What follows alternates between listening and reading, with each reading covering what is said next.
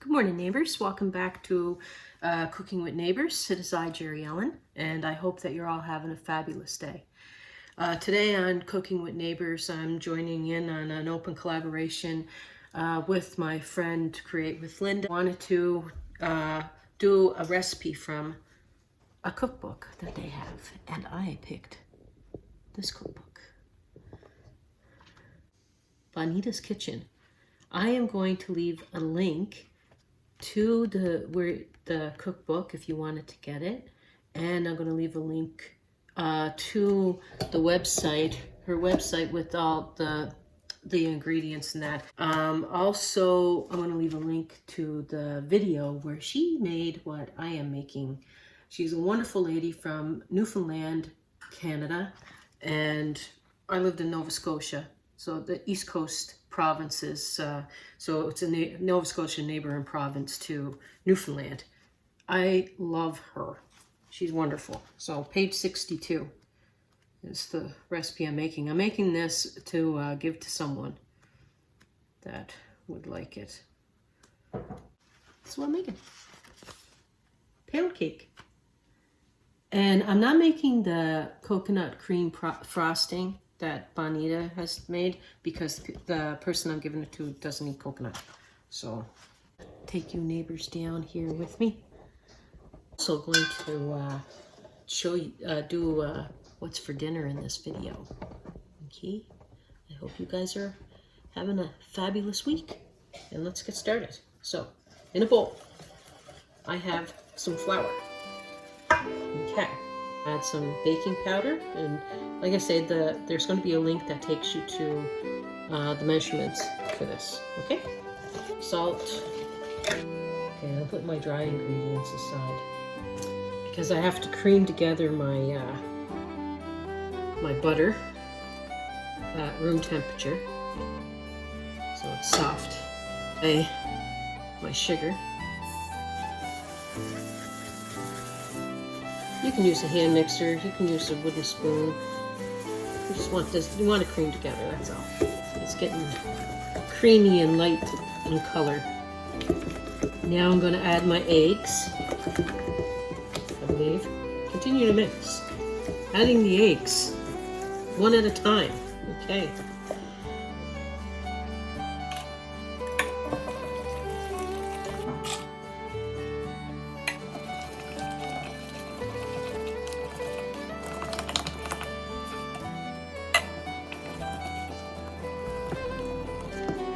Some vanilla.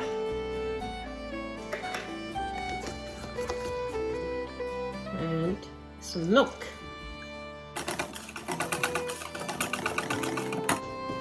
Now this has been sifted. Okay. It says to double sift the flour. So I'm going to sift it again. Now I'm going to sift it into there.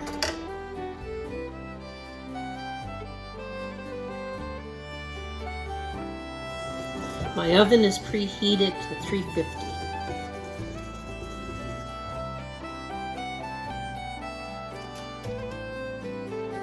I don't want to overbeat cake batter. I'm going to bake this for 45 to 60 minutes until a toothpick goes through the cake and comes out clean. I have to make another one.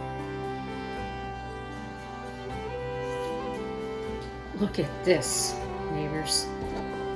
It looks so good, doesn't it? So thank you, Bonita, for the recipe. And thanks, Linda, for the collaboration. And now I need to go pick up an ingredient for our dinner tonight. So I will see you in the what's for dinner, and I'll take you along with me to get that ingredient.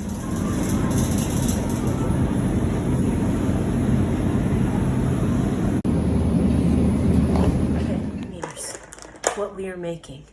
Saw at the store, I picked up tortellini. They don't have frozen at the store by my house, so I have to get it packaged fresh. Most of the recipes I found for this tortellini pizza bake well, all the ones that I found are with frozen.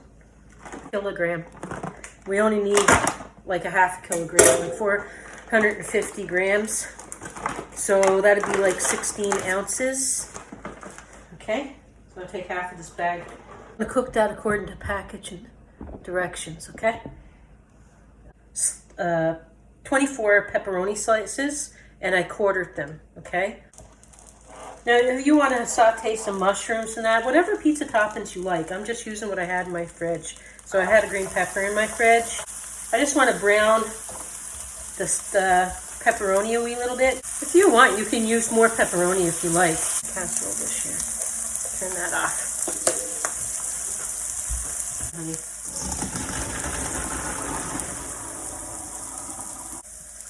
Drizzle some olive oil. Bottom of a 9x13 casserole dish. Put in my tortellini. I got cheese filled, but you can get sausage, spinach, whatever you feel like, okay? You need 2 cups of pasta sauce or marinara or pizza sauce. So this is 1 cup. I could have mixed this in a bowl, actually, and then drizzled the pan. But anyway, I'm mixing it in this so I don't dirty the bowl.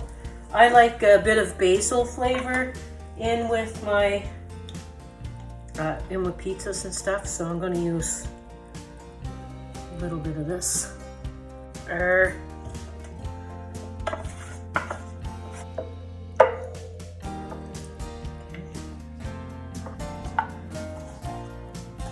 Actually, I got an idea too. Now I'm going to put, this is mozzarella, but use whatever you want. My hubby works down in the city, like around Toronto area, and on Fridays, on his way home from work, there's a nice cheese place, and he stops there because he knows how much I love cheese. He stops there on Fridays and he brings me home a cheese. I like that better than getting flowers.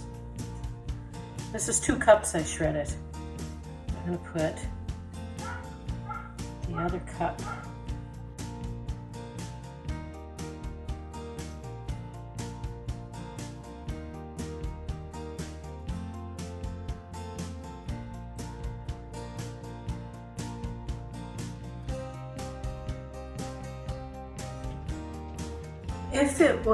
If you were using frozen, you would cover this with foil. Like, you can spray the top of your foil so that the sprayed part would be on it, so it wouldn't stick. And then you keep it covered probably for about 35 minutes or so, because you would want your frozen shells or tortellini to heat up and everything. And then you would take it off for another 30 minutes, 20-30 minutes, and put it back in with some more cheese if you want it on top. However, because mine are fresh out of the hot water and they're pretty hot anyway, they're not frozen, I'm just going to leave the cover off and I'm going to leave it in there until it's all like bubbling that. I'm guessing about 30 minutes, so at 350 Fahrenheit. 1 second. Okay, I'll come back after 35 minutes. All right. It is recording, make sure of that. It's been 35 minutes.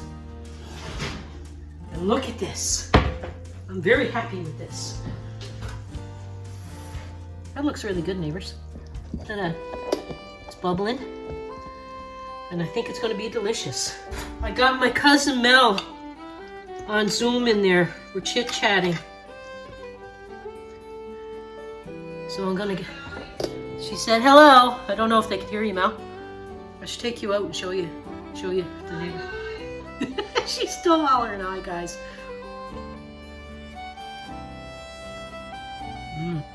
Yeah, I think we're gonna like that. Absolutely. Absolutely. Something different. So that's what's for dinner tonight. I hope you enjoyed. Take care. God bless. And we'll see you again soon. Bye.